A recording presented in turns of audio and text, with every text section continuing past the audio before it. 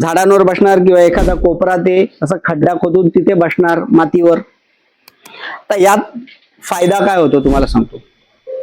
एकतर आपण त्यांचं संरक्षण केलं, इतर कोंबड्यांच्या संपर्कात त्या येणार नाहीयेत, हिंस्र प्राणी आणि पशु आतमध्ये येणार नाहीत, संरक्षण केलं. दुसरी गोष्ट, गावठी कोंबडीला जे नैसर्गिक गोष्टी पाहिजेत, तिला माती खोदायला पाहिजे, तिला पळायला पाहिजे, आणि जागा ॲम्पल असल्यामुळे काय होतं, एखादं कोंबडं दुसऱ्याच्या मागे लागली ती पळते, थोडा दूर त्यांनी पाठलाग केला की ती सोडून देते विषय. म्हणजे पिसं अजिबात जात नाहीत. गावठी कोंबडीला ऊन, वारा, पाऊस या सगळ्या गोष्टी पाहिजे, त्या त्यांना आपण नैसर्गिकरित्या देतो. आणि रात्री आपण या कंपाऊंड, या शेडमध्ये बंद करून रात्रीचं आरामात झोपू शकतो आपण.